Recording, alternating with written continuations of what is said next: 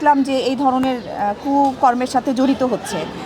তো এগুলো আসলে বলার মতো না, একটা লজ্জার ব্যাপার। হ্যাঁ, সেটা পুরা বাংলাদেশের জন্য একটা লজ্জার ব্যাপার হয়ে গেছে। আসলে আমাদের এই যে একবার আমি এই কথাটা বলেছিলাম যে আমাদের দেশটা হচ্ছে একটা ফুলের বাগান। হ্যাঁ, তো এই ফুলের বাগানে যদি আগাছা অনেকগুলো হয়, যেমন মরা ফুল, মরা ডালপালা যদি থাকে, এ ধরনের মানুষগুলোকে মানে বাঁচিয়ে রাখারও আমার মনে হয় না কোনো প্রয়োজন আছে। আসলে নিরাপত্তাটা বলবো যে বললাম যে আমি শহরে এরকম দেখতে পাচ্ছি না, যতটুকু দেখতে পাচ্ছি গ্রামগঞ্জেই কিন্তু এগুলো বেশি হচ্ছে। হ্যাঁ, আর আপাতত নিরাপত্তা যেটা বলবো যে আমার নিরাপত্তাটা কিন্তু আমার কাছে ডিপেন্ড করে। হ্যাঁ, আমি যদি গভীর রাতে একা একা রওনা দিই, তো এটা তো আমার জন্য সুবিধাজনক কিছু না।